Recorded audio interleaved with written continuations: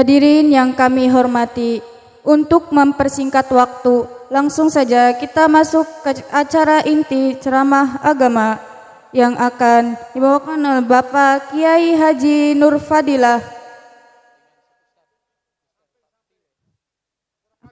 Kepada beliau kami persilahkan dengan segala hormat.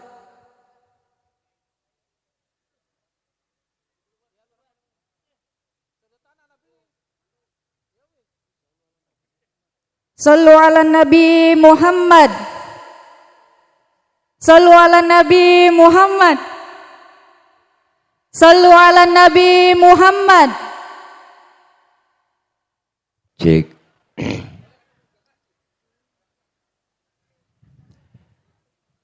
Haji Akil Soleh, kita doakan beliau senantiasa sehat walafiat. Hadir di tengah-tengah kita Bapak Ketua MUI Kecamatan Sukra, Desa Karanglayung, Al-Mukarram guru kita Al-Ustadz Haji Munjid, dan juga hadir di tengah-tengah kita Bapak Kuwu Desa Karanglayung, Al-Mukarram Bapak Haji Kasmana SH, dan yang sama kita hormati dan Ramil Anjatan yang diwakili oleh Bapak Komandan Serma Ahmad Mukminin. Kita doain sehat afiah. Ketua BPD Bapak Haji Kayat, Ketua DKM, dan teman-teman dari Banser, LSM GMBI, dan juga teman-teman dari BPPKB Banten, dan juga yang sama kita hormati Bapak Menteri Perhubungan Al-Mukarram Bapak Haji Hasanuddin, yang beliau menghubungi saya. Kita doain sehat afiah. Segenap para orang tua, para tokoh yang lainnya yang gak kesebut namanya mohon maaf karena segini doang yang ditulisin. Namun sedikit pun tidak mengurangi rasa hormat dan takzim saya. Para ibu, para bapak, hadirin dan hadirat yang insya Allah kumpul dan hadir kita pada siang menjelang sore hari ini dalam rangka pelaksanaan kegiatan pengajian akbar memperingati Isra Mi'raj Nabi Muhammad SAW Masjid Jami Siratal Mustaqim Sabtu, 31 Januari 2026 pukul 13.00 strip selesai Desa Karanglayung titik Sukra strip Indramayu. Tanda kutip menghidupkan sholat, menguatkan iman, menyempurnakan takwa. Tuh baca sendiri dah. Mudah-mudahan kumpul dan hadir kita dapat barokah. Amin ya robbal. Hari ini saya bersilaturahim di Kampung Bogeg, Karanglayung dalam rangka memperingati Isra Mi'raj. Bicara Isra dan Mi'raj. Isra itu secara bahasa artinya jalan di waktu malam. Ya Bu? Ya Bu? Apaan? Jalan di waktu. Berarti kalau ada orang lagi jalan malam, itu orang lagi Teteh berantem sama suami tengah malam, gembol pakaian, kabur dari rumah. Berarti teteh lagi. Tetangga mau nanya, mau kemana teh? Gue mau Isra. Perjalanan di waktu malam yang sangat jauh, tapi ditempuh dengan waktu yang singkat. Kok bisa Pak Ustadz? Iya dong. Kenapa? Karena Isra Mi'raj ini maunya Allah, bukan maunya Nabi. Jadi kalau Allah yang mau, nggak ada yang bisa ngalangin teh. Nggak ada. Nggak ada. Isra Mi'raj ini maunya Allah. Dan ukurannya bukan ukuran otak. Kenapa bang? Karena otak kita kekecilan buat nerima peristiwa sebesar Isra dan Mi'raj. Ukuran otak nggak nyambung. Masjidil Haram ada di kota Makkah. Masjidil Aqsa di Palestina. Ini kalau jalan normal 3 bulan naik ontak baru nyampe. 3 bulan naik ontak baru nyampe. 3 bulan naik ontak baru nyampe. 3 bulan. Iya nyaut dong.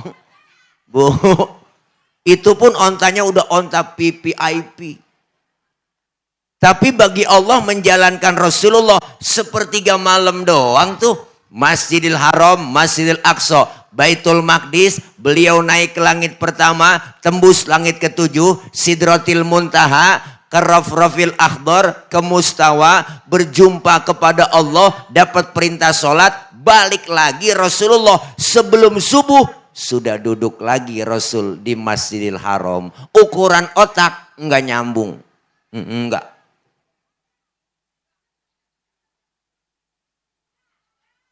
Ya bu. Kenapa? Karena Isra Mi'raj ukurannya iman.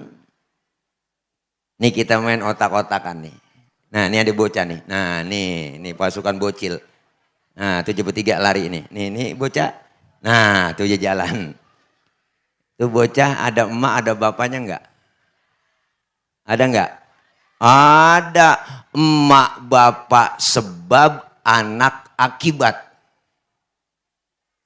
Ya kan? Ada emak, ada bapak, jadilah anak. Kalau kata otak. Tapi kalau kata iman, enggak begitu bang. Mana buktinya? Nabi Adam, bapaknya enggak ada, emaknya enggak ada. Tapi Allah mau. Jadi tuh Nabi Adam, ya kan? Siapa lagi? Nabi Isa, bapaknya enggak ada teh, tapi emaknya ada. Allah mau, jadi tuh Nabi Isa.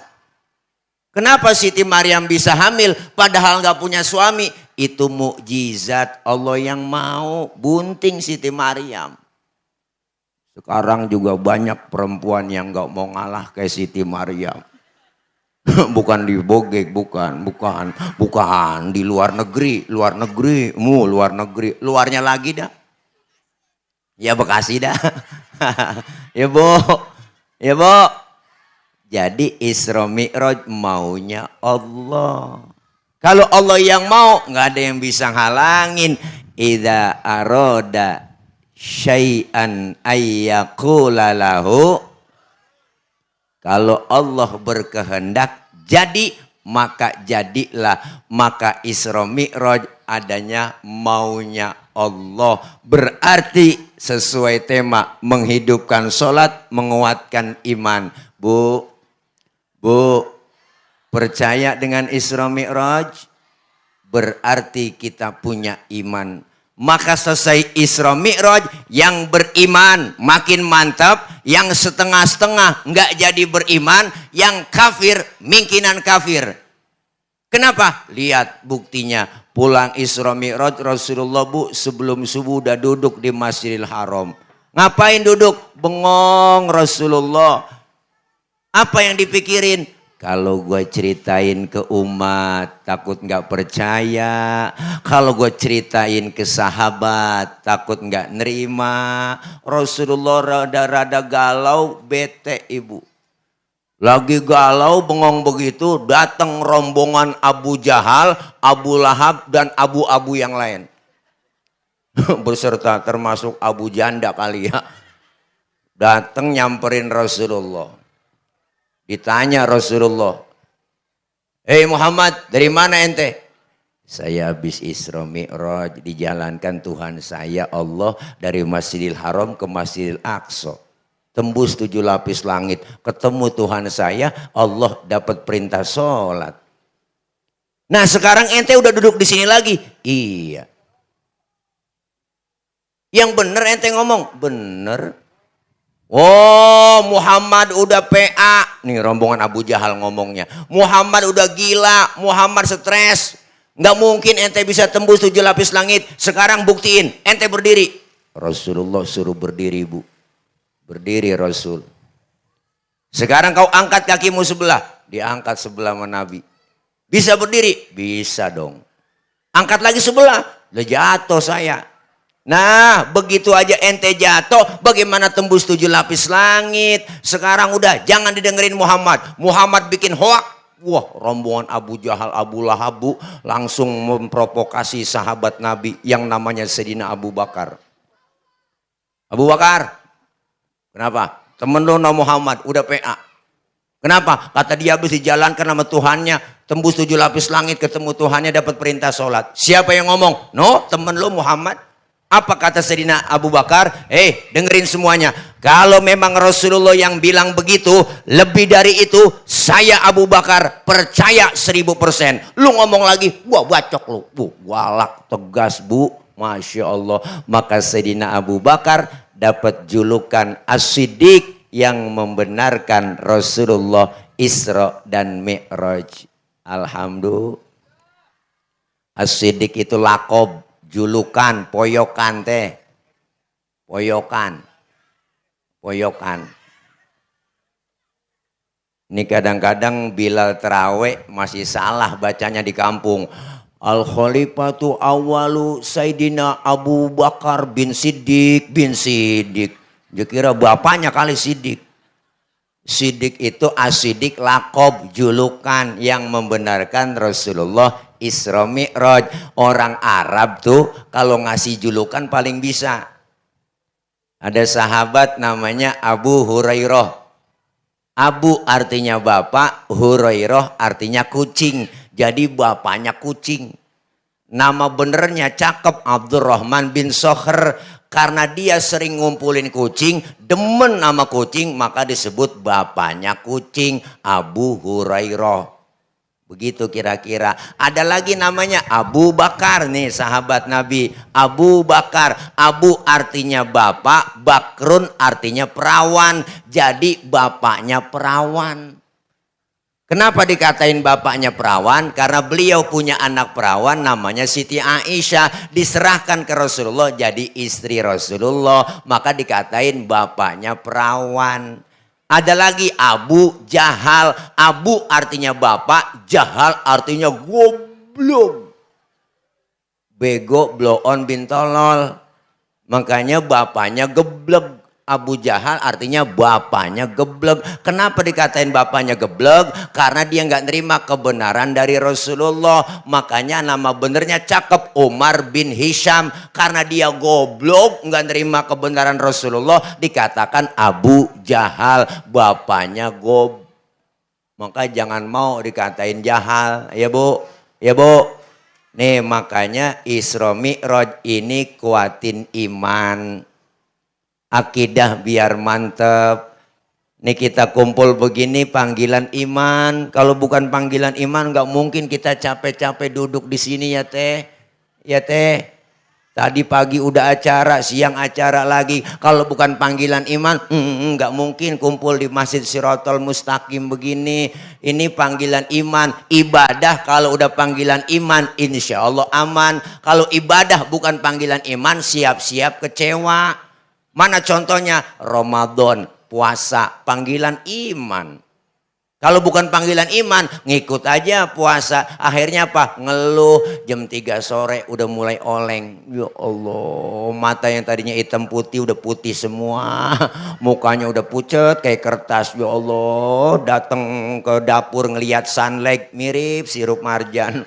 Udah kebayang sama sirup marjan. Ada kecoa di pinggiran pintu dikata korma. Kan udah bukan karena iman ya teh. Kalau karena iman insya Allah puasa. Walaupun lapar-lapar dikit kita jalanin. Walaupun haus-haus dikit kita terusin. Walaupun pegel-pegel dikit jalanin terawih. Walaupun capek-capek sedikit jalanin tadarus. Kenapa? Karena panggilan iman. Ya Bu. Ya Bu. Nih sekarang iman digoda. Ujian iman berat, tantangan banyak. Ibu udah rapi mau yasinan malam Jumat, udah pakai seragam, minyak wangi ketek lain, leher lain, seragam yang paling mahal, mau keluar ngaji yasinan, ada aja ujiannya, gerimis. Itu bukan orangnya yang keluar rumah, tangannya yang keluar rumah, ya gerimis. Ngomong dalam hati, gerimis lagi mau ngaji, ntar juga gede bener, manjur banget. Itu kadang-kadang ujian iman, tantangan iman berat, bapak-bapak diuji. Kapan ujian iman bapak-bapak? Ntar kalau udah jam 4:30 dari Masjid Siratal Mustaqim terdengar as-salatu khairum minan naum. Ujian datang buat bapak-bapak. Apa ujiannya? Angin kenceng, hujan gede, geledek gede, listrik mati, bini kutangnya ndebleh. Diuji ibu bapak-bapak. Iman kuat, lempar selimut, ambil sajadah, berangkat ke Masjid Siratal Mustaqim. Alhamdulillah.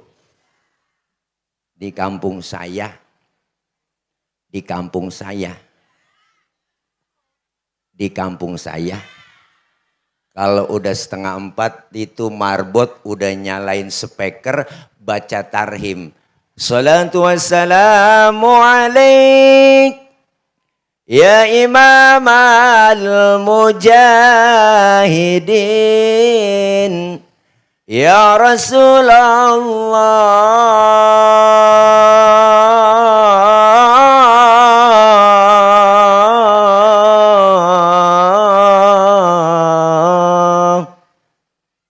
Sama nggak di sini? Bener teh? Bangun tapi ora. Ya Allah, kalau belum bangun juga marbot bilangin. Ganti cara banguninnya. Nih saya ajarin biar cepet bangun. Assalamualaikum warahmatullahi wabarakatuh. Innalillah wa inna ilaihi raji'un. Bapak Ibu masyarakat Kampung Bogeg, bangun. Subuh. Saya yakin suami kita langsung bangun.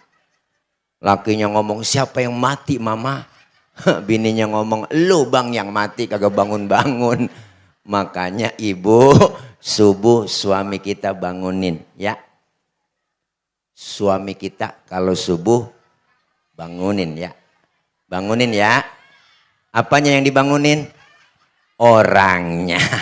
Insya Allah. Ini kadang subuh udah 5:30 baru bangun. Bangun bang, daripada ke Masjid Siratal Mustaqim ketinggalan jamaah. Ayo di rumah aja bangun. Tangi. Bangun. Ya kan. Udah bangun. Bang, lakinya kaget. Pas bangun matanya masih merem, tangannya udah ngerepek. Nyari tiang buat pegangan. Kalau langsung bangun takut jatuh dong. Karena udah 5:30 lakinya. Neng cepetan wudhu. Sufufakum. Lempengin barisannya neng. Bininya ngomong, enakan yang mencong bang. Jangan pakai ngomong udah 5:30. Udah kagak boleh ngomong. Lakinya takbir. Allahu Akbar. Baca Fatihah. Bismillahirrahmanirrahim. Alhamdulillahirabbil alamin. Arrahmanirrahim. Maliki yaumiddin. Iyyaka na'budu wa iyyaka nasta'in. Ihdinas siratal mustaqim. Shiratal ladzina an'amta 'alaihim ghairil maghdubi 'alaihim waladdallin. Bininya nyamber. Amin. Udah 5:30, Fatihah cepet, aminnya cepet. Habis baca Fatihah, baca surahnya. Bismillahirrahmanirrahim. Yasin. Bininya ngomong dalam hati, buset, udah siang Yasin. Suaminya ingat waktu ngaji sama ketua MUI. Kalau dalam sholat, habis baca Fatihah, baca surahnya 1 ayat doang, maka hukumnya sah. Dipraktekin sama suaminya. Yasin. Allahu Akbar. Bininya ngomong, gue kira dibaca semua. Sembahyang ngobrol. Maka inilah Isra dan Mi'raj. Yang pertama, kuatin iman, akidah biar mantep. Godaan iman berat, apalagi tantangan ibadah banyak, setannya udah banyak masuk ke rumah. Tuh yang namanya setan gepeng. Tahu nggak setan gepeng? Ibu nih setan gepeng nih bu nih. Ya Allah, emak megang HP, anaknya megang HP, bapaknya megang. Bangun tidur yang dicari, mau tidur masih megangin, berantem gara-gara, istri suami ribut gara-gara WA. Ya Bu, Masya Allah, tantangan ibadah berat, iman harus mantap, akidah harus kuat. Insya Allah kita bisa jalanin ibadah. Alhamdulillah. Rasulullah singkat cerita pulang Isra Mi'raj dapat perintah sholat dari Allah, awal perintahnya 50 waktu. Pulang Rasulullah dari Isra Mi'raj perjalanan, di jalan ketemu dengan Nabi Musa. Ditanya oleh Nabi Musa, Muhammad dapat perintah apa dari Allah? Sholat. Nabi Musa, berapa? Gocap. Nabi Musa kaget, yang bener, masa iya gocap? Umat lu lain sama umat gua Muhammad. Umat lu gua mah gede-gede nih, kokor-kokor tinggi-tinggi, minumnya susu, madu lah, pokoknya jago-jago. Umat lu gua liatin kecil-kecil, kurus-kurus, tenggeng-tenggeng, kuntet-kuntet, makan genjer doang makangkung. Nggak mungkin sanggup 50 waktu. Balik. Balik kemana saya Nabi Musa? Balik sama Allah, minta diskon. Rasulullah balik karena sayang umat, diperjuangin kita ibu, mondar mandir, akhirnya tinggal 5. Udah tinggal 5 masih ketemu Nabi Musa. Udah berapa Muhammad? Tinggal 5 Nabi Musa. Kebanyakan masih umatmu nggak sanggup sholat 5 waktu. Balik minta korting. Rasulullah bilang, Nabi Musa kalau gue balik lagi emang muka gue muka tembok. Lah gue malu dong dari gocap sampai tinggal gotun. Dari 50 sampai tinggal 5. Biarin 5 gue rawatin, gue bawa pulang tuh. Bu, jangankan yang 50 kita. Ya kan yang 5 aja nih, yang 5 aja nih. Ini yang 5 aja nih ya, nih yang 5 aja nih ya Allah. Kadang-kadang zuhur kena, asar terlepas. Asar ketangkep, maghrib lewat. Maghrib kena, isya lolos. Apalagi subuh. Maka ini sholat pelajaran buat kita. Apa itu sholat Pak Ustadz? Diatur dan dibaca dalam kitab, diajarkan kita. As-sholatu lughatan ad-du'a. Sholat menurut bahasa artinya doa. Berarti orang yang rajin sholat, rajin doa. Orang yang rajin doa, rajin minta. Mintanya bagaimana Pak Ustadz? Ada caranya? Ada. Fikih mengajarkan wa syar'an hiya aqwalun wa af'alun wa muftatahatun bitakbir wa muhtatamatun bitaslim. Salat menurut syara, ucapan dan gerakan dimulai dengan takbir, diakhiri dengan salam. Berarti sholat doa, doa minta, mintanya kudu pakai ucapan dan gerakan. Mintanya kudu ngomong. Kalau minta nggak ngomong ribet minta nggak ngomong ribet, minta nggak ngomong. Anak kita minta beliin motor, nggak ngomong sama bapaknya, tahu-tahu nyolek. Bapaknya bingung motor apa sepeda, mintanya nggak ngomong. Ibu minta beliin cincin sama suami, nggak ngomong lagi, tahu-tahu nyolek suami.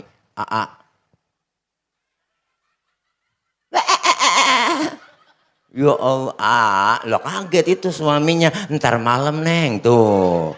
Pikirannya beda suami. Makanya mintanya kudu ngomong bang, beli cincin. Gitu aja susah bener. Maka dalam sholat ada rukun qauliyah, ada rukun fi'liyah. Maka diajarin di majelis taklim. Maka pentingnya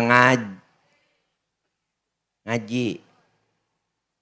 Udah nenek-nenek gak mau ngaji. Alasannya banyak, nek ngaji nek, malu membantu, ntar masih men. Nenek men najong bener dah, ada nenek men.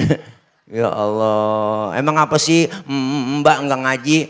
Ntar nungguin tua-tuaan.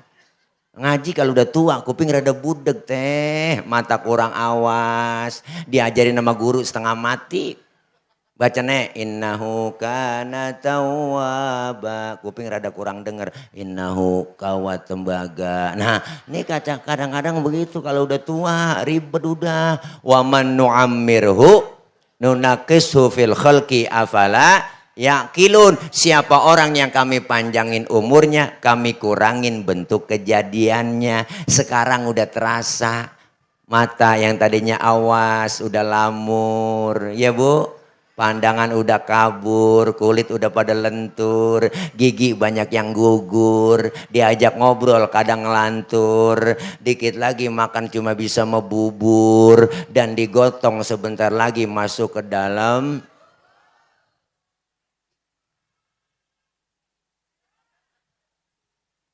Pak Ustadz, saya pengen ngaji ikut bareng ngaji. Kenapa? Ngaji nggak ada batas waktunya. Dari mulai kita di bedong sampai di bedong lagi.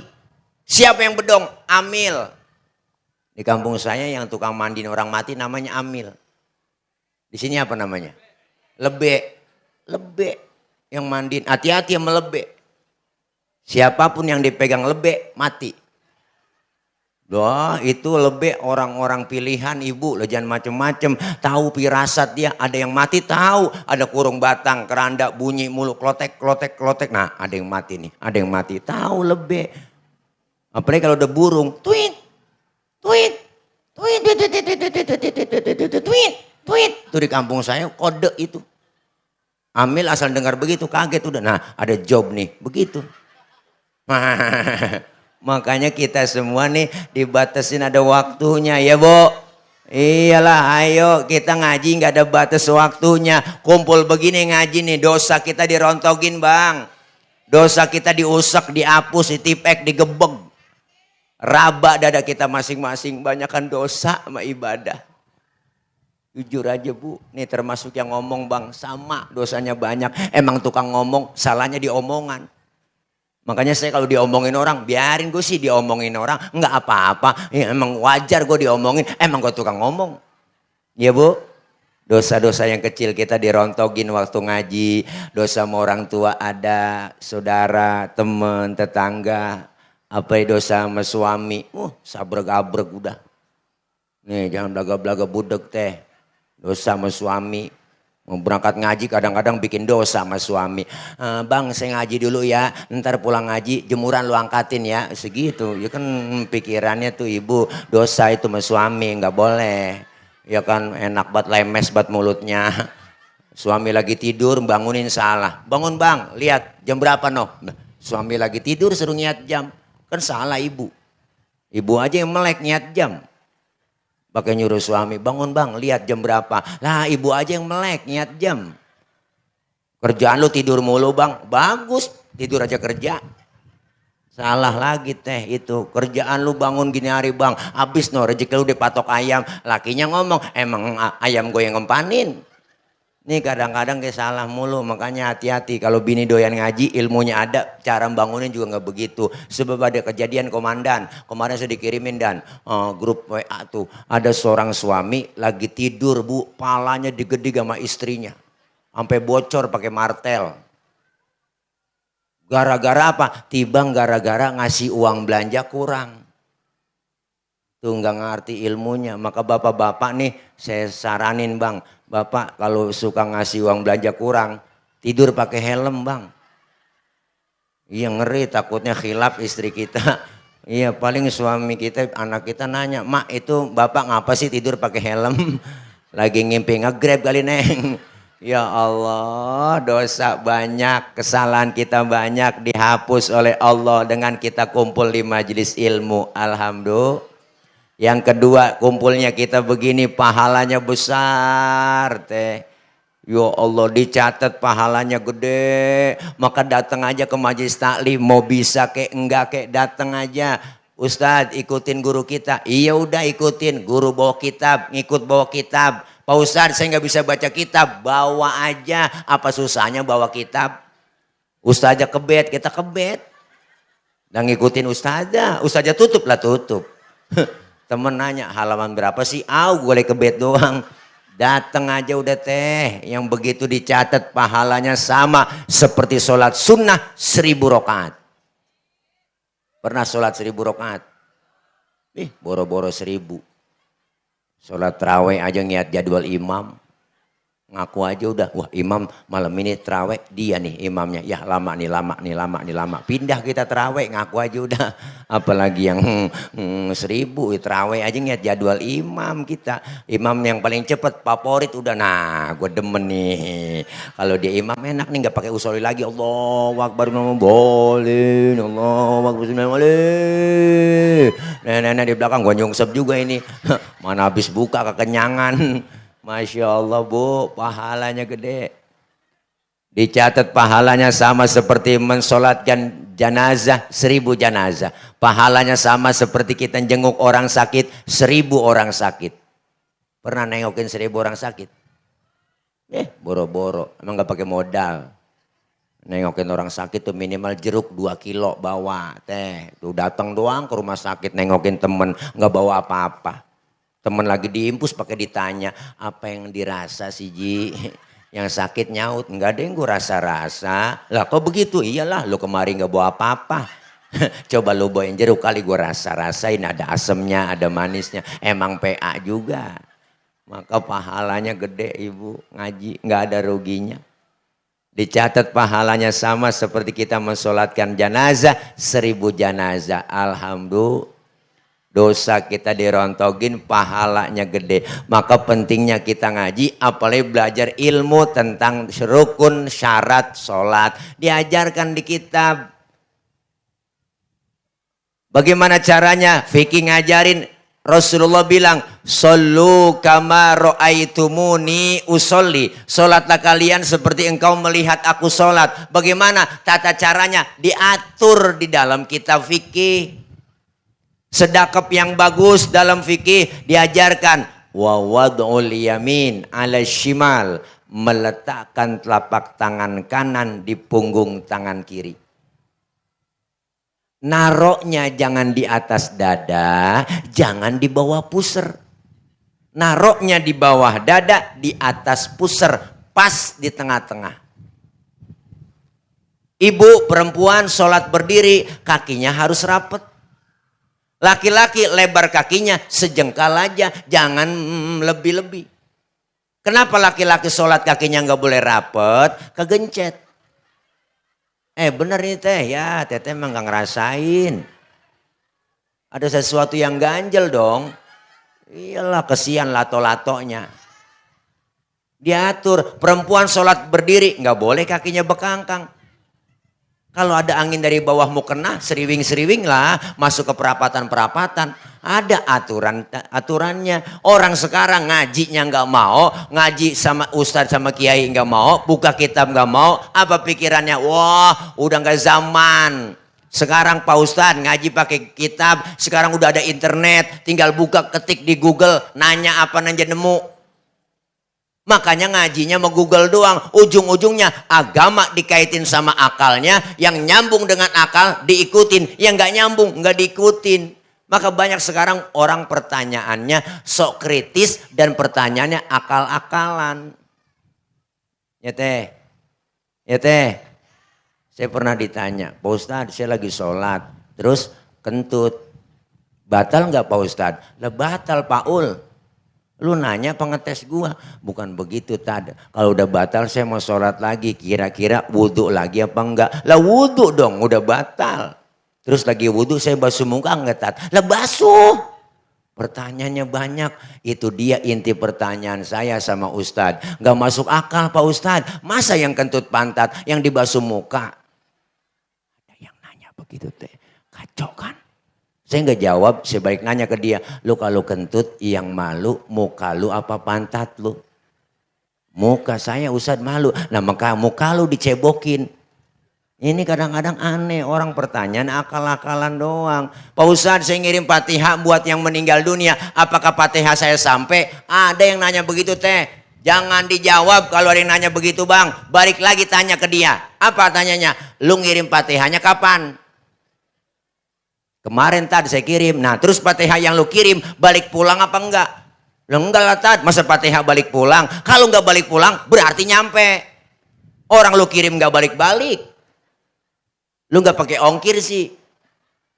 Kalau enggak percaya mati dulu di atas kuburan gue bacain Fatihah. Kalau enggak nyampe lu miss call dari dalam.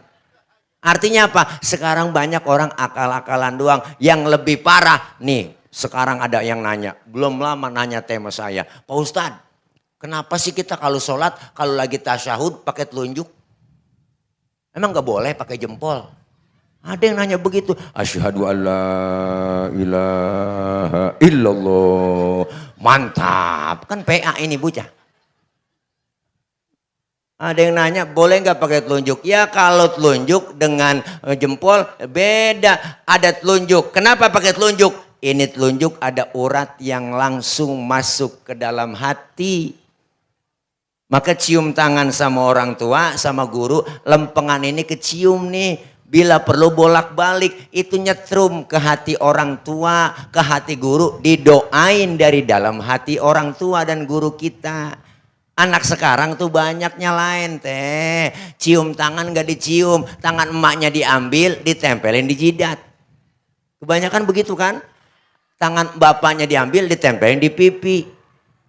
Padahal disuruhnya dicium. Karena telunjuk ini ada urat yang ke hati. Maka selesai doa tasyahud. Innaka hamidum majid. Ditambahin doanya. Ya muqallibal qulub. Tsabbit qalbi ala dinik wa ala ta'atik. Itu tambahan doanya. Kenapa nggak boleh pakai jempol? Karena jempol ada urat yang jurusannya langsung ke kemaluan. Maka orang tua dulu paham. Dulu masih kecil kita, gue lihat dan neng jempol lu. Nah kalau gede berarti barang lu gede. Tuh begitu orang tua dulu. Itu ada jurusannya ke hati. Beda nih kalau jempol ke kemaluan. Maka disuruhnya kita diajarin ngaji di majelis ilmu. Nanya. Hukum Islam tuh gampang. Tapi jangan digampang-gampangin. Nih ibu-ibu. Di mana-mana pengajian paling banyak emak-emak bang. Emak-emak Senin, Selasa, Rebo, Kamis, Jumat pengajian gabungan PKK belum lagi bulanan BKMT. Seragamnya banyak kuning, hijau, abu-abu, merah muda ya kan 2 kali bayar, 3 kali bayar ya kan ngaku aja jujur udah. Iya nggak apa-apa buat semangat ya teh. Iyalah. Saya tanya sama ibu-ibu yang suka ngaji, air kencing najis nggak bu? Najis. Air sperma najis nggak? Hah? Ayo. Air kencing? Air sperma tidak najis. Pertanyaannya, kenapa setiap keluar sperma diwajibin mandi hadas besar, padahal sperma tidak najis? Kenapa setiap kita habis kencing tidak diwajibin mandi hadas besar, padahal air kencing najis? Terima pakai iman. Akal main. Yang najis aja nggak perlu mandi hadas besar Pak Ustadz, apalagi yang nggak najis. Atau sebaliknya, yang nggak najis aja kita disuruh mandi hadas besar, apalagi yang najis. Akal main, jawabnya pakai ilmu. Mana jawabannya? Andaikan saja ibu, setiap kita habis kencing diwajibin mandi hadas besar. Sehari semalam kita 10 kali kencing. Kira-kira ampek pilek meriang nggak teh? Lah apalagi musim hujan begini, beser mulu, habis beser mandi, ya kan? Kira-kira sakit meriang nggak? Meriang. Kenapa keluar sperma tidak diwajibin mandi hadas besar? Karena keluarnya nggak tiap hari, nggak tiap waktu, nggak tiap saat. Hukum Islam gampang, tapi jangan digampang-gampangin. Hukum Islam mudah. Ibu Ramadan nih besok, bu. Ibu halangan selama 7 hari lagi haid atau menstruasi. Berarti ibu tidak puasa, tidak sholat. Benar? Selama 7 hari enggak puasa, enggak sholat. Selesai Ramadan yang harus digantikan puasa yang ditinggalkan doang. Tapi enggak disuruh mengganti sholat yang kita tinggalin. Ya kan? Iya, kalau mengganti sholat yang kita tinggalin ribet. Sehari 5 waktu, 5 kali 7, 35 waktu. Nah makanya ribet suruh kodoknya. Makanya disuruh ganti puasa yang ibu tinggalin. Selama 7 hari kita tinggalin, bayar 7 utangnya. Kapan dibayar? Dimudahkan lagi. Selesai Ramadan kita cicil. Kapan? Sampai datangnya Ramadan lagi. Sebelum datang Ramadan udah lunas. Hukumnya gampang. Tapi jangan digampang-gampang. Maka yang tahun kemarin punya utang bayar bu, sebentar lagi nih mau Ramadan bayar.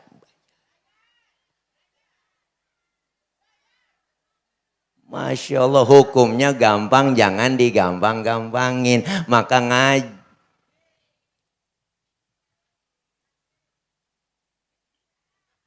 tuh. Kenapa pelajarannya diatur semua di kitab fikih termasuk sholat. Yang kita ambil pelajarannya apa? Nih, menghidupkan sholat, menguatkan iman, menyempurnakan takwa. Karena apa? Kita ambil dari pelajaran sholat. Pertama, sholat mengajarkan kita disiplin waktu. Artinya apa? Kalau belum waktunya, jangan sholat. Pak Ustadz, saya mau sholat zuhur jam 9 pagi boleh. PA. Belum waktunya. Kenapa? Karena sholat ngajarin kita disiplin waktu. Inna sholata kanat 'alal mu'minina kitabam mauquta. Sesungguhnya sholat buat orang mukmin itu udah ditentukan waktu-waktunya. Ada zuhur, asar, maghrib, isya, subuh diatur. Maka kenapa kita disiplin waktu? Kita semua lagi dibatasin waktu, hidup lagi jalanin waktu. Nih kita semua ada batas waktunya teh. Jangan kita ngerasa muda. Pak Ustadz, saya masih muda, jauh sama mati. Waktu saya masih lama. Enggak, mati mengacak. Kadang-kadang neneknya seger, cucunya berangkat duluan. Ya kan Bu? Masih muda, cakep, cantik, terkenal, artis, Nike Ardila, mati tuh. Sampai sekarang, Alda Risma, Sukma Ayu, Poppy Mercury, masih pada perawan, mati teh. Mubazir tuh orang bang, masih perawan, mati. Haji Mas Said kenal teh. Artis, anggota dewan, Masya Allah ganteng keren, 40 tahun kena jantung, mati. Kenalkan Haji Mas Said, lakinya Angelina Sondak. Temennya nyusul Ricky Joe, penyiar bola, 40 tahun juga kena jantung. Budi Anduk, artis 40 tahun. Ade Namnung temennya Budi Anduk, badannya gede, gemuk, 38 umurnya, mudaan 2 tahun. Nyusul lagi Jupe, Julia Perez. Kenal Jupe kan? 37 umurnya bang. Ya Allah, Jupe 37 mati. Ada yang komentar di Facebook, kenapa Jupe meninggal? Karena begitu berat membawa beban. Gede emang saya lihat bebannya. Beban hidup, teteh pikiran najong dah. Beban hidup, ya Allah, dia kan pacaran sama Gaston, dihianatin mulu kan, ya kan. Banyak kan tahu sendiri, pisah ya kan, berobat juga penyakitnya ya kan ya Bu ya. Ya Allah, 37. Nyusul lagi artis masih mudaan lagi, Olga 32 teh. Muda lagi Olga. Asraf, kenal Asraf? Lakinya BCL. Ganteng keren, kena jantung, 40 tahun. Meninggal 18 Februari 2018. Orang saya tulis, supaya gampang ngapalin masa idahnya BCL waktu itu. Keduluan saya. Masya Allah teh, masih pada muda. Nih kita semua dibatasin waktu, jalannya waktu begitu cepat. Tahu-tahu ya Allah, rasanya baru kemarin ya 2025, tahu-tahu udah 2026. Rasanya baru kemarin kita jadi emak-emak, tahu-tahu udah jadi nenek ya teh. Waktu jalannya cepet. Rasanya baru kemarin Ramadan, sekarang udah mau ketemu Ramadan lagi. Waktu jalannya cepet, manfaatin waktu. Karena waktu itu kita dibatesin nih semuanya. Lagi dibatesin waktu. Kapan kita akan teringat dengan waktu itu? Masya Allah Bu, sebentar lagi Ramadan kurang seminggu. Apa yang terdengar di majelis taklim, di musola, di masjid, banyak tawakupan taklim sementara, pengajian pada musafahah, minta maaf. Apa yang terdengar? Marhaban ya syahrul Ramadan, marhaban syahrul siyami, marhaban ya syahrul Kita dengar itu Bu, hati jadi sedih. Air mengucurkan mata, air mata kita keluar Ibu. Apa yang teringat? Orang yang tersayang, orang yang terdekat dengan kita. Ibu bapak kita, saudara kita. Kita berpikir ya Allah, tahun kemarin mereka masih taraweh bareng dengan saya. Tapi mereka sekarang nggak taraweh bareng lagi. Tahun kemarin masih buka puasa bareng, masih sahur bareng, masih tadarus bareng. Tapi tahun ini mereka nggak bareng lagi ngikutin itu semua. Kenapa? Karena mereka sudah dibatasin waktu oleh Allah. Beruntung kita yang masih hidup, yang dikasih kesempatan oleh Allah berjumpa dengan Ramadan. Bu,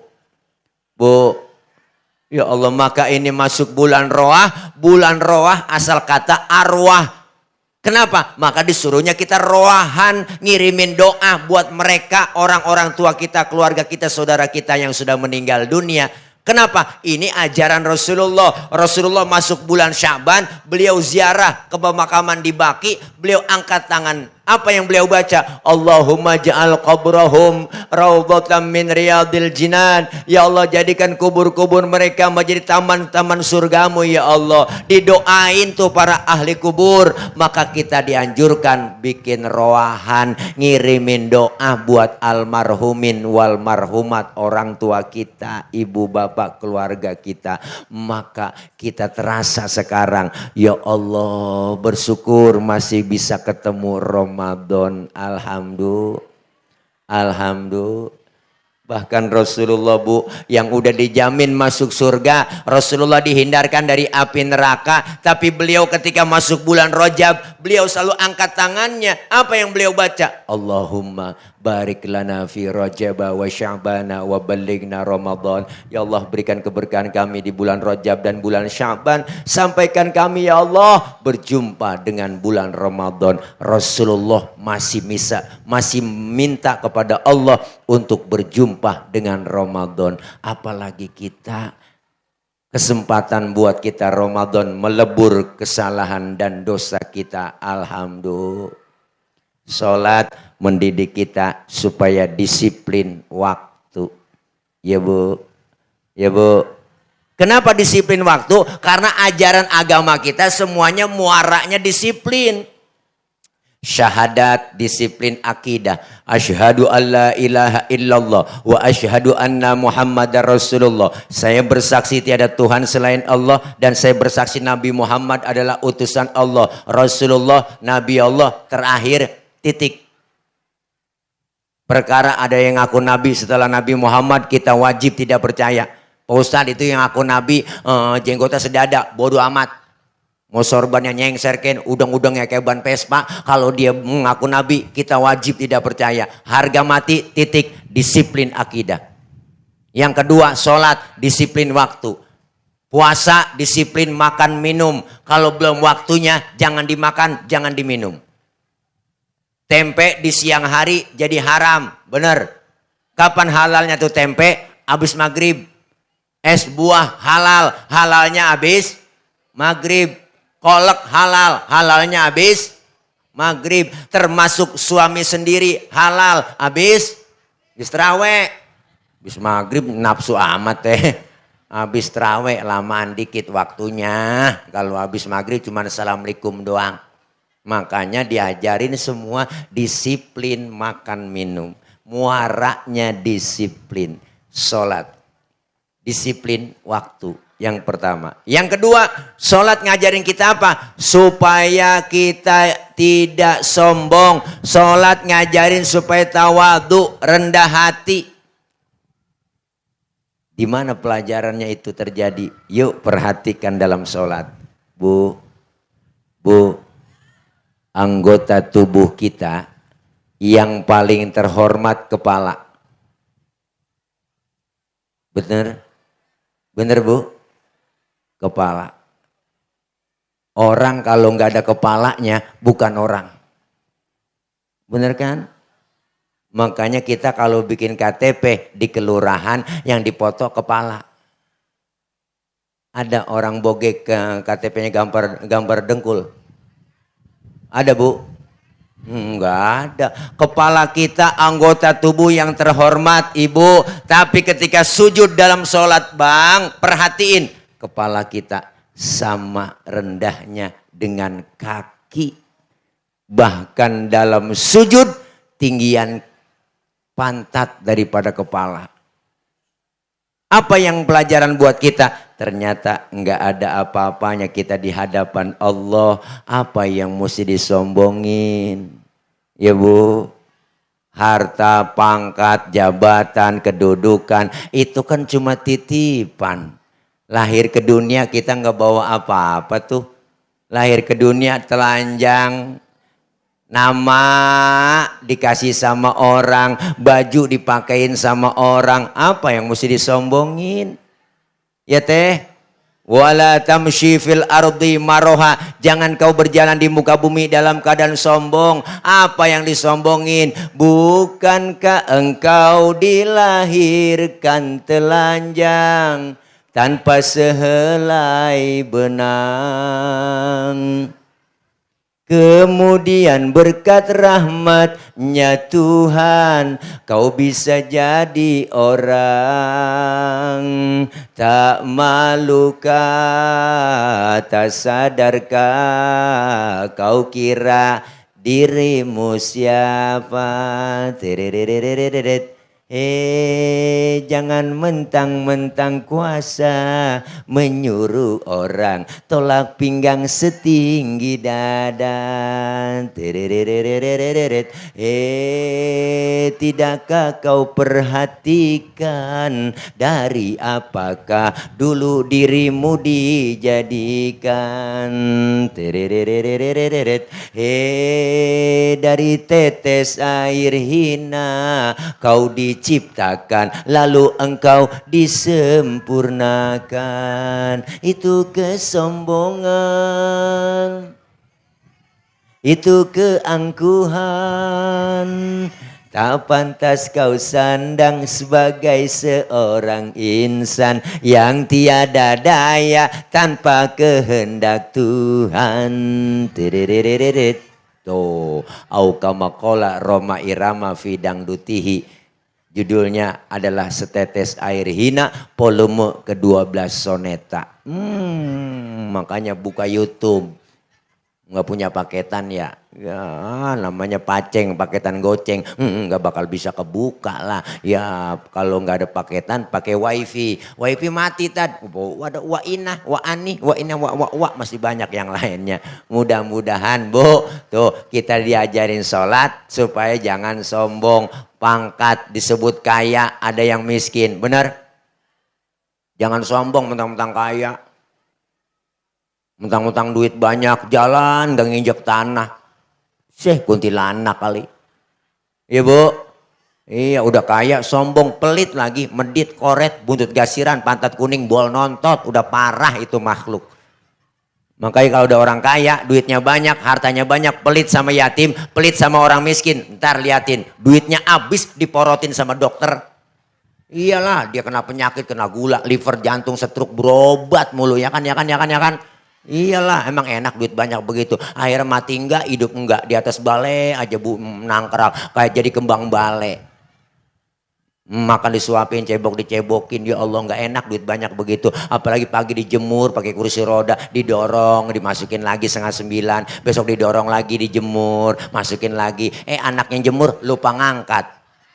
Ya Allah, main game aja anaknya. Saking asiknya main game lupa ngangkat dia. Pas 11:30 baru ingat, ya Allah bapak belum diangkat. Belum dimasukin, akhirnya bapaknya uled, kering jadinya dia. Na'udzubillah min. Maka jangan disebut pejabat, jangan sombong. Ada rakyat ya Bu. Jangan mentang-mentang udah jadi genteng, lupa sama tiang. Ya kan. Mentang-mentang genteng pakai ngomong, tiang lu mah enak di bawah, hujan gak kehujanan, panas gak kepanasan, gua nih di atas, hujan kehujanan, panas kepanasan, kadang-kadang bocah bangor gua ditimpukin, pecah gua, kata genteng. Kan tiang bisa ngomong, Teng lu jangan sembarangan ngomong, ya kan. Lu bisa di atas tuh gara-gara gua yang nopang di bawah, kalau gua miring lu jatuh Teng. Tuh kita himbau kepada para genteng, jangan sombong sama tiang ya Bu. Ada atasan pasti ada bawahan. Nggak mungkin ada atasan kalau nggak ada bawahan. Ibu pakai baju atasan doang. Ayo kagak ada bawahannya bagaimana? Itu aja contohnya dah. Makanya kita saling hormat, menghormati. Jangan sombong, semua titipan dari Allah. Jadi pejabat jangan sombong, jadi rakyat apalagi. Kaya jangan sombong, miskin apa yang mau disombongin. Maka jangan sombong. Yang kedua. Yang ketiga, sholat ngajarin kita supaya apa? Selesai sholat, salam ke kanan, salam ke kiri. Pelajaran buat kita. Apa pelajarannya Pak Ustadz? Dalam hidup bermasyarakat kudu tengok kanan, tengok kiri. Hidup enak adanya orang lain. Ya Bu. Jangan ngerasa hebat sendiri, pinter sendiri, kaya sendiri. Apa ntar mati berangkat sendiri? Enggak dong, semua kita perlu bantuan orang. Saya ngomong begini di panggung karena ada ibu bapak yang dengerin. Ibu bapak menghadapnya ke panggung. Kenapa? Ada yang didengerin. Kita hidup saling perlu. Bukan berarti kiai, penceramah, ustadz, mubaligh lebih hebat dari jamaah. Salah besar. Walaupun saya ceramah 3 jam di sini sampai maghrib, cuman yang dengerin gak ada. Paling kata Marbot, itu ustadz udah lama begitu. Kan PA ibu ngomong sendirian. Maka hidup enak adanya orang lain. Siapa dan betapapun kita pasti perlu orang lain. Kerjaan yang paling enteng ketawa. Ya teh. Kerjaan yang paling enteng ketawa. Ketawa nggak pakai modal tuh. Itu pun ketawa perlu bantuan orang. Hati-hati kalau udah bisa ketawa sendirian. Lah perlu dicurigain. Lah kudu dibawa ke grogol.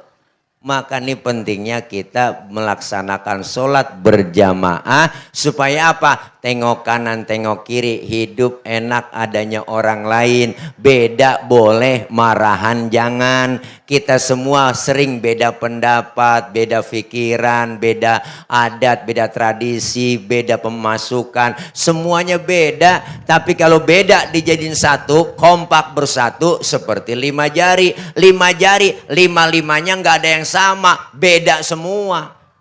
Bener Bu? Ada jempol, ada telunjuk, jari tengah, jari manis, kelingking. 5-5-nya beda. Kompak bersatu, mukul bisa, nampar bisa. Coba-coba makan pakai jempol doang. 3 hari belum kelar. Nampar pakai telunjuk, nggak sakit teh, nggak. 5-5-nya ada simbol dalam bermasyarakat. Jempol simbolnya pejabat. Siapa dia? RT, RW, lurah, camat, bupati, wali kota, gubernur, menteri, presiden, jempol. Kerjaan kalau udah dijempolin pemerintah, cakep. Yang ini telunjuk, simbol orang kaya. Orang kaya simbolnya telunjuk. Kenapa? Karena kalau udah kena nunjuk, rapi semua urusan. Bang, musolah bangun di sono ya. Tuh kalau orang kaya yang nunjuk, rapi musolah. Coba-coba yang miskin nunjuk sembarangan. Enggak model lu ditekuk orang. Lah orang kaya mah beda Bu. Bang orang kaya duduk nih. Lagi duduk bareng sama temennya. Terus orang kaya kentut. Pret. Temennya sebelah ngomong. Waduh bapak sehat. Alhamdulillah Pak sehat ya Pak ya. Udah bisa kentut. Orang kaya. Tapi orang miskin kalau kentut sembarangan lain lah. Bu hati-hati dibully kita habis. Setan lu, bau bangke lu, gak punya adab bener lu. Kentut sembarangan, pindah pinggir kali, diusir. Makanya orang kaya telunjuknya manjur. Tuh yang ini siapa? Jari tengah simbol TNI, Polri, polisi, TNI. Nih Polri, TNI nih komandan kita. Jari tengah, kenapa di tengah? Netral, kesono enggak, kemari enggak. Netral, tengah-tengah ya dan ya, netral. Enggak kesono, enggak kemari, netral. Makanya beliau enggak berpolitik, netral ya kan netral. Ya Bu. Tuh, yang ini jari manis. Siapa dia? Simbol anak muda. Masa muda, masa yang paling manis, biar buntung tetap namanya jari manis. Yang ini kelingking, siapa dia? simbol kaum perempuan. Nih, Dharma Wanita, the power of emak-emak. Kelingking dia bang, kecil tapi antep. Jangan macem-macem sama kelingking. Nih, kemana aja masuk, fleksibel dia. Ke hidung masuk, ke kuping masuk. Kelingking di mana aja ada, kelingking mah tuh nih, ada di mana aja. Makanya di kampung saya ngecek ayam nelor apa enggak pakai kelingking. Enggak mungkin pakai jempol, boros. Kesian bola ayam ledes. Makanya masing-masing fungsinya, semua berjuang bareng-bareng, kompak bersatu. Makanya Al-Imam Ghazali berpesan, kun kal yadain wala takun kal udunain. Hiduplah kalian seperti dua tangan, jangan kau hidup seperti dua kuping. Dalam bermasyarakat, hidup contoh kayak tangan kanan dengan tangan kiri. Berbeda tapi akur, jangan hidup kayak dua kuping. Ini kuping kanan kiri nggak ada yang akur bu. Bener, kuping kanan ngadep sono, kuping kiri ngadep sono. Kuping kanan budek, kiri anteng aja dia mah. Makanya nggak pernah ketemu lebaran. Tapi tangan kanan dengan tangan kiri, kiri gatel, kanan nggak pakai diundang, dateng garukin. Tuh, nggak mungkin kiri gatel kanan ngomel, mampus lu garuk sendiri, nggak mungkin tuh. Dua-duanya gatel, kompak main garuk-garukan. Hidup kayak dua tangan. Tetangga ada yang sakit, jangan pakai diundang, tengokin. Tetangga ada yang meninggal dunia, jangan pakai dibilangin, datengin dong takziah. Jangan tetangga lagi sekarat, rapat dulu. Ngomong-ngomong partainya apaan dia? Lah keburu mati orang. Ya bu. Nih tangan kanan kerjanya cakep-cakep, salaman, tanda tangan, mau makan, terima duit, tangan kanan tuh. Yang kiri nggak pernah iri. Yang kiri mah sadar, sesadar-sadarnya.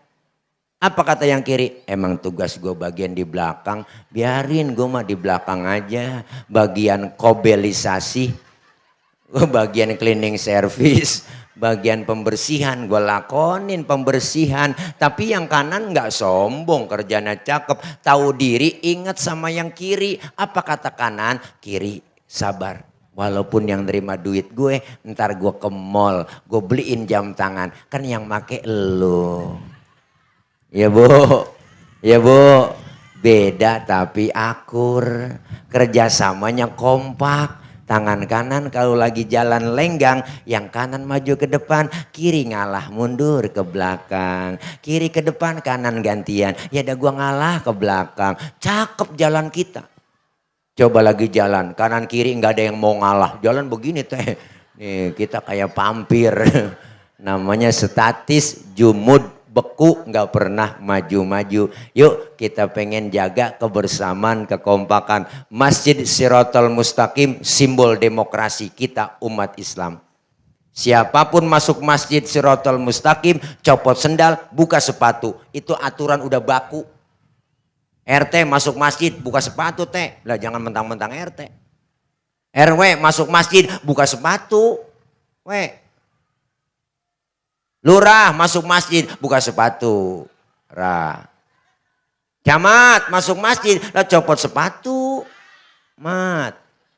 Gubernur masuk masjid, buka sepatu. Nur. Termasuk presiden masuk masjid, copot sepatu. Pinter anak-anak. Enggak ada orang nomor satu di dalam masjid. Semuanya sama di hadapan Allah. Bener bu? Kalau udah masuk ke masjid jangan usil. Jangan ngomongin warna kulit. Warna kulit begini kita nggak mesen. Jangan ribut soal warna kulit. Bener bu? Potongan muka kita begini kita nggak pesen. Jangan ngatain orang. Ini kadang usil mulut kita. Itu orang hidungnya lucu ya. Hidung orang dibacain. Orang nggak mesen. Dia nggak order. Siapa dan betapapun kita pasti perlu orang lain. Kebersamaan kita di masjid berjamaah. Lihat masjid simbol demokrasi. Menyembah Allah Tuhan yang sama. Menghadap arah kiblat yang sama. Sholat pakai bacaan yang sama. Gerakannya juga sama. Dalam sholat pakai bahasa yang sama. Ini makna bineka tunggal ika. Beda tapi satu tujuan. Islam udah ngajarin Pancasila lewat masjid. Bu, Kacau sholat kalau pakai bahasa masing-masing. Rame masjid kita, yang kesian malaikat bingung. Yang dari Sunda takbir, Gusti Allah nu ageng. Malaikat ngomong nanaonan silaing euy. Kesian malaikat. Temen lagi datang dari Padang, kencengan lagi. Allah nan gadang. Malaikat kaget, rancak bana. Rame masjid kita. Kita pengen satu nusa, satu bangsa, satu bahasa Indonesia. Sebagai bangsa, sebagai muslim kita diikat dengan tali akidah. Asyhadu alla ilaha illallah wa asyhadu anna muhammadar rasulullah. Maka sholat berjamaah di Masjid Shiratal Mustaqim terjemahin juga dalam kehidupan bermasyarakat. Kudu berjamaah, kompak bersatu, insya Allah. Ramadan sebentar lagi. Ini bulan Sya'ban mensucikan hati kita. Dalam rangka hati biar bersih. Masuk Ramadan dalam rangka mensucikan jiwa kita.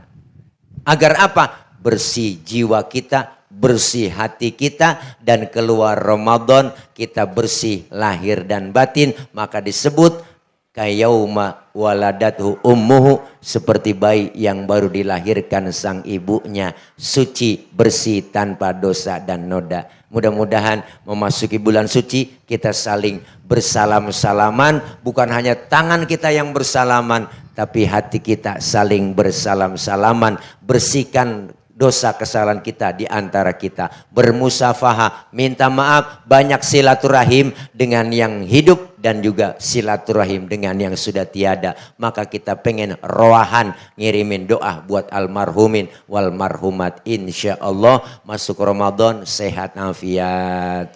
Allah kasih panjang umur, Allah berikan kekuatan, Allah kasih duit yang banyak, dikasih rezeki yang halal, yang barokah, sehingga khusyuk dalam menjalankan ibadah Ramadan, dan kita dapat titel predikat dari Allah, la'allakum tattaqun, mendapat titel orang-orang yang beriman dan bertakwa. Amin ya rabbal alamin. Ighfir lana wa liwalidayna amin. Bismillahirrahmanirrahim. Wa'afwana ya karim, wa'afwana ya karim, wa'afwana ya karim. Ya arhamar rahimin, ya arhamar rahimin, ya arhamar rahimin. Alhamdulillahi rabbil alamin. Allahumma salli ala Muhammad, Allahumma salli ala Muhammad, Allahumma salli ala Muhammad. Allahumma taqabbal minna innaka antas samiul alim wa tub alaina innaka antat tawwabur rahim. Allahumma ighfir lana dhunubana wa liwalidina warhamhum kama rabbawna shighara. Allahumma ij'al jam'ana hadha jam'an marhuma wa tafarruqana min ba'dihi tafarruqan ma'suma. Allahumma ij'al jam'ana hadha jam'an mashkura wa tafarruqana min ba'dihi tafarruqan maghfura. Allahumma barik lana fi Rajaba wa Sya'bana wa ballighna Ramadan. Allahumma barik lana fi Rajaba wa Sya'bana wa ballighna Ramadan. Allahumma barik lana fi Rajaba wa Sya'bana wa ballighna Ramadan. Allahumma balligh maqasidana faqdi hajatina wa nawwir qulubana washrah sudurana wa tammim mashru'atina wa barik auladana wa arzaqana wa udumana wa kullama a'taitana bifadlika ya akramal akramin. Allahumma inna nas'aluka al-afwa wal afiyah wa nas'aluka tamamal afiyah wa nas'aluka ad-dawamal afiyah wa nas'aluka syukra 'alal afiyah wa nas'aluka al-ghina 'anil nas. Ya Rabbi bil Mustafa balligh maqasidana waghfir lana ma madha ya wasi'al karami. Rabbana atina min ladunka rahmatan wa hayyi' lana min amrina rasyada. Rabbana ya Allah atina fid dunya hasanah wa fil akhirati hasanah wa qina adzabannar wa adkhilnal jannata ma'al abrar. Ya Azizu ya Ghaffaru ya Rabbal Alamin. Wa sallallahu ala sayyidina Muhammad wa ala alihi wa sahbihi wa sallam. Subhana rabbika rabbil izzati amma yasifun. Wa salamun alal mursalin. Walhamdulillahi rabbil alamin. Qabul. Terima kasih. Taqabbalallahu minna wa minkum taqabbal ya karim. Ibu bapak hadirin jamaah, mohon maaf banyak kurang banyak kesalahan. hati-hati di jalan, yang sudah di hati kapan jalan-jalan. Terima kasih, mohon maaf banyak kurang, banyak kesalahan. Akhir kalam, wallahul muwafiq ila aqwamit thoriq. Wassalamualaikum warahmatullahi wabarakatuh. Waalaikumsalam warahmatullahi wabarakatuh.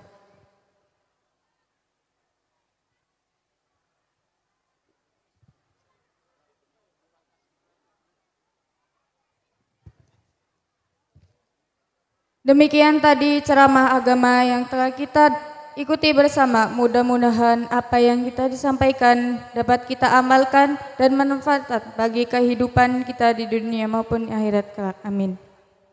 Saya selaku pembawa acara mengucapkan terima kasih atas perhatian hadirin sekalian serta mohon maaf apabila selama memandu acara terdapat kekurangan. Wabillahi taufiq wal hidayah. Wassalamualaikum warahmatullahi wabarakatuh.